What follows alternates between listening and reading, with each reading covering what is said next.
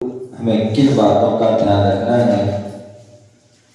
तो कल 3 बातों के बारे में बताया था कि जब भी हम मंदिर आए, स्नान करके, शुद्ध वस्त्र पहन करके, शुद्ध द्रव्य लेकर के और नंगे पैर पैदल नीचे देखते हुए हमें मंदिर आना चाहिए। ये 3 बातों का ध्यान रखना है।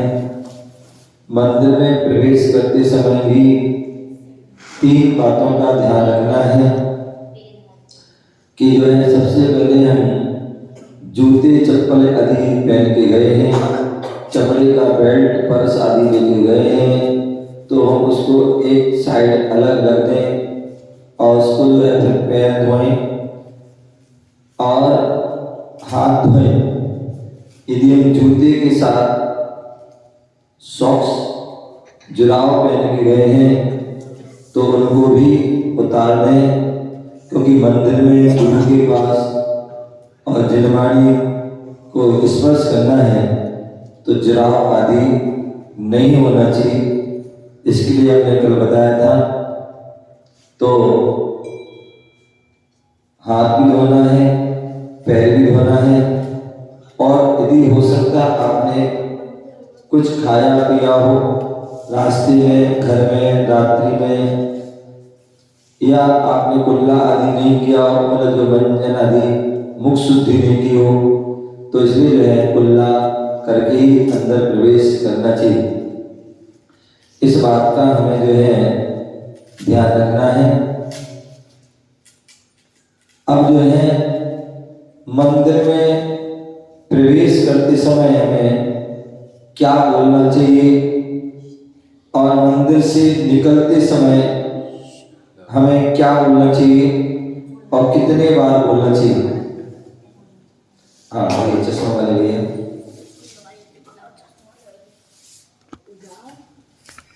सही निश्चय बोलना चाहिए। उसके बाद आते समय हमें नमोकार मंत्र पढ़ना चाहिए और जाते वक्त हमें अश्शही बोलना चाहिए। क्यों बोलना चाहिए? प्रवेश करते समय निश्चय बोली क्यों बोली और निकलते समय अश्शही बोला क्यों बोल रहे हैं? महाराज निकलते समय का पता, आते समय का इसलिए बोलते हैं ताकि जो भी देव लोग खड़े हो वो थोड़ा मतलब हट जाए ताकि हम दर्शन कर लें। जब प्रवेश कर रहे थे हमने, तो हमने उनसे स्थान मांगा था तो भाई आप लोग थोड़े साइड में हो जाएं। निश्चय भूत के देवता जो आए हैं भूत में या जो वर्तमान में आ रहे हैं, या मांगा था। तो अब जो है अब हम जा रहे हैं, अब आप अपनी पूजा करिए, अपनी भक्ति कीजिए, तो इसलिए हम उनको स्थान वापस कर रहे हैं, ठीक है ना। तो इसलिए हमें अश्शही बोलना चाहिए, ठीक है ना। चलिए बहुत बड़े जोरदार ताली बजाइए।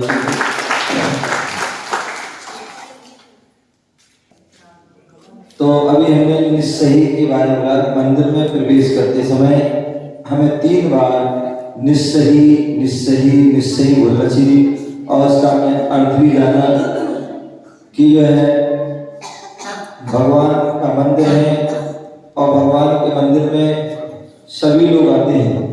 मनुष्य भी आ सकते हैं, देवता लोग भी आ सकते हैं, यहाँ तक कि त्रियंची भी आ सकते हैं, क्योंकि भगवान का मंदिर एक समोसन का रूप होता है।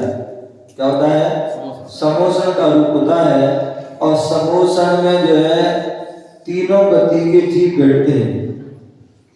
क्या? समोसन में तीनों गति के जीव बैठते हैं। मनुष्य भी बैठते हैं, त्रियंची बैठते हैं और देव लोग भी बैठते हैं।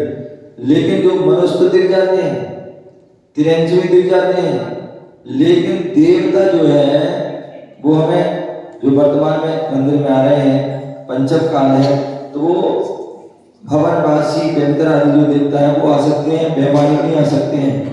तो इसलिए वो अदृश्य रूप में आते हैं। क्या है?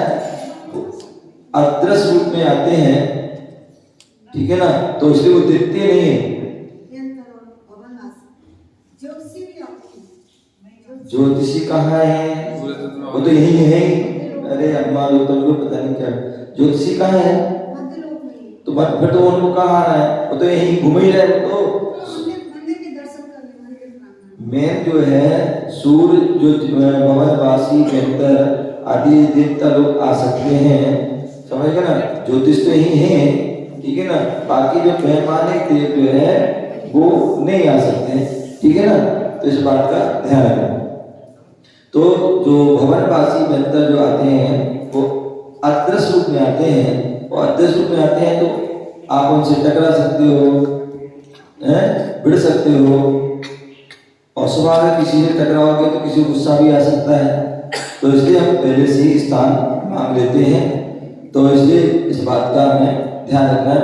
दूसरी बात, मूलाचार ग्रंथ में आचार्य भट्टकेर स्वामी साधुओं की 10 प्रकार की समाचार विधि कही है, और समाचार विधि में आशिका निशिका ये 2 शब्द आते हैं कि साधु जन कहीं भी जाते हैं आते हैं तो वो भी जो है क्या करते हैं, किसी भी नए स्थान में जाते हैं, कोई नए स्थान छोड़ते हैं, कोई नदी में प्रवेश कर रहे हैं, नदी से निकल रहे हैं, कोई पहाड़ में प्रवेश कर रहे हैं, पहाड़ से उतर रहे हैं, अथवा कोई वन में उपवन में कहीं पर भी पेड़ के नीचे आदि कहीं पर गुफा में जाते हैं, तो वहाँ वो भी जो है इससे ऐसी बोलते हैं।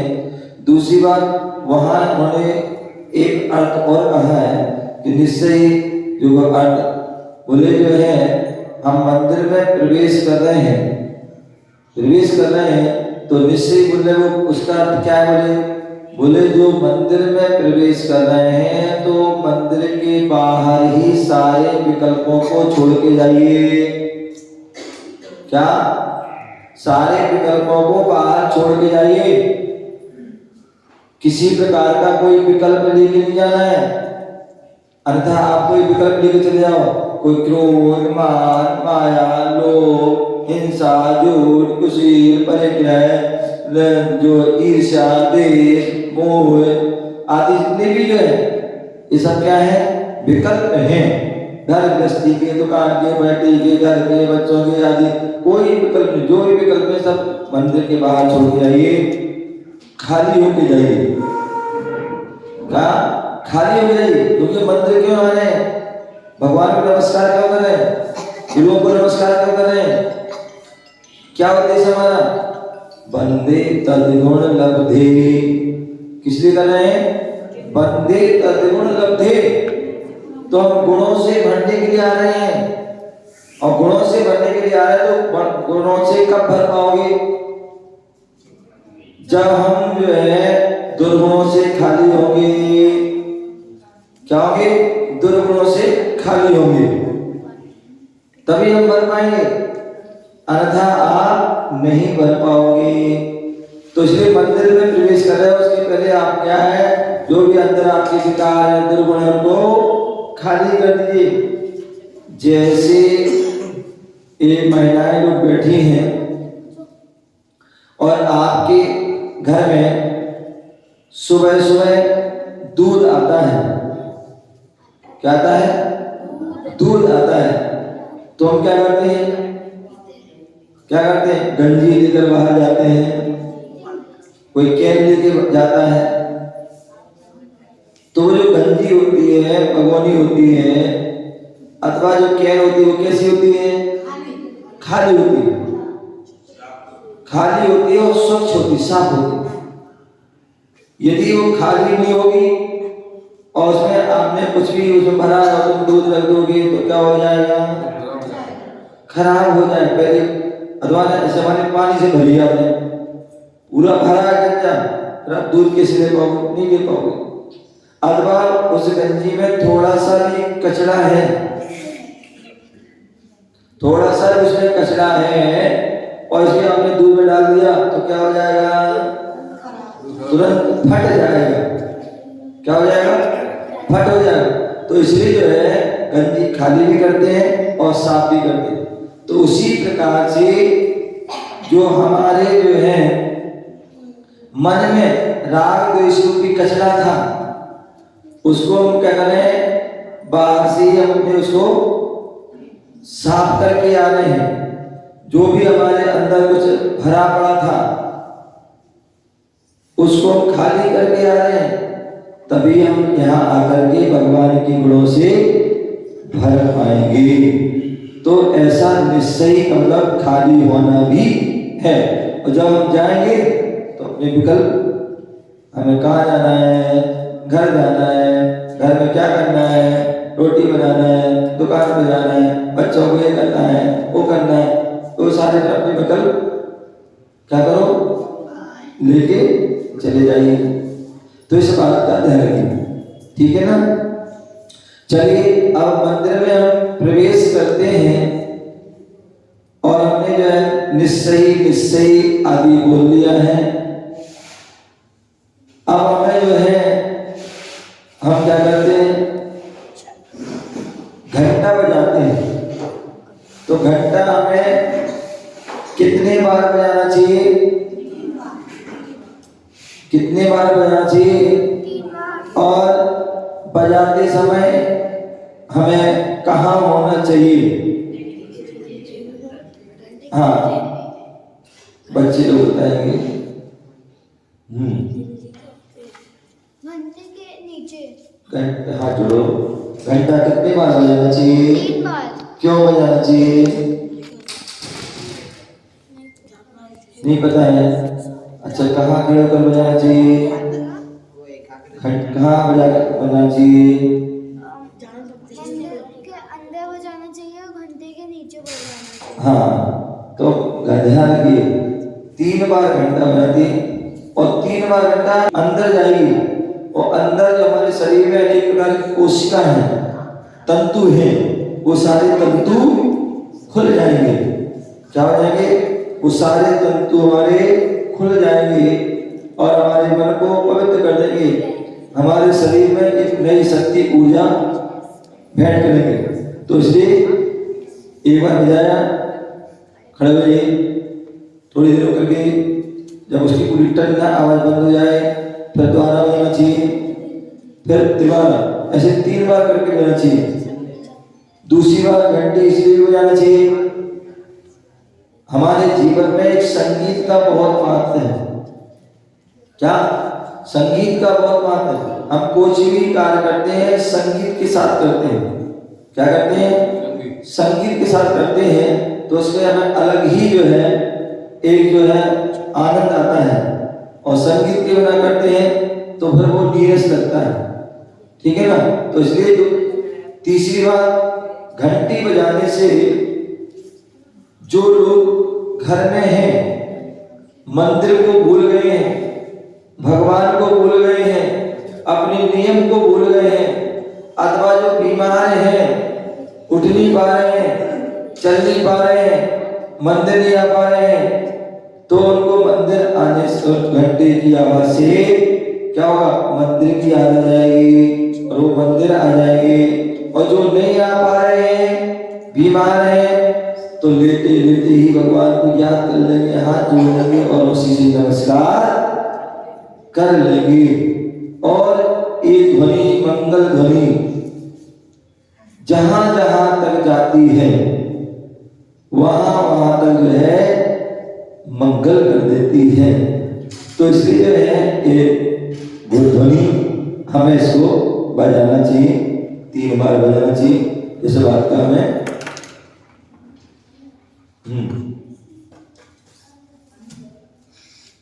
भगवान के दर्शन करते समय, भगवान के दर्शन करते समय हमें क्या पढ़ना चाहिए, भगवान के दर्शन करते समय हमें क्या पढ़ना चाहिए, जिनको आता है जो हाथ उठाए।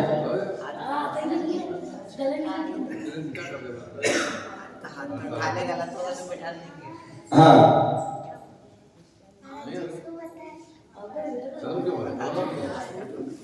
भगवान के दर्शन करते समय हमें क्या पढ़ना चाहिए, आप बताओ भाई। दर्शन पाठ, दर्शन पाठ हमें भगवान के दर्शन करते समय हमें दर्शन पाठ करना चाहिए। दर्शनम देव देवस्य दर्शनम पाप नाशनम अथवा प्रभु पतित पावन की आदि व्यक्ति याद है तो उसको पढ़ना चाहिए।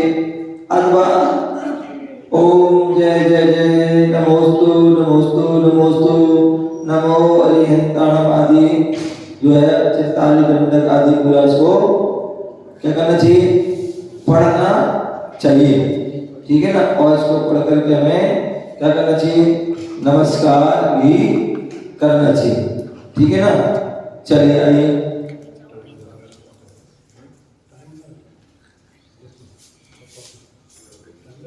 बच्चों को पता है तो ठीक है, अन्यथा बड़े लोग बता सकते हैं। भगवान को या गुरु को हम नमस्कार कौन कौन से आसन से कर सकते हैं? भगवान को या गुरु को हम नमस्कार किस आसन से कर सकते हैं? महिलाएं किससे, पुरुष किससे? हाँ, किस आसन से हमें करना चाहिए? हाँ बताएंगे। जिन बच्चों ने बता दिया वो नीचे हाथ कर लें, जिन्होंने नहीं बताया बताएं। हाँ बताओ, खड़े हो गए।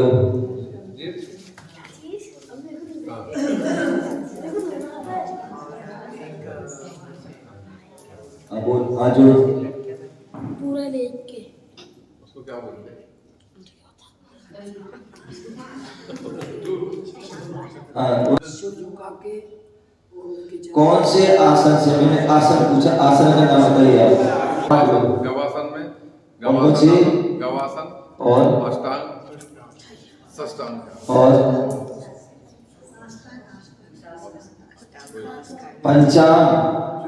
पंचांग षष्टांग अष्टांग गवासन और सर्वांग आदि, इनसे जो हमें क्या करना चाहिए, नमस्कार करना चाहिए पुरुषों के लिए।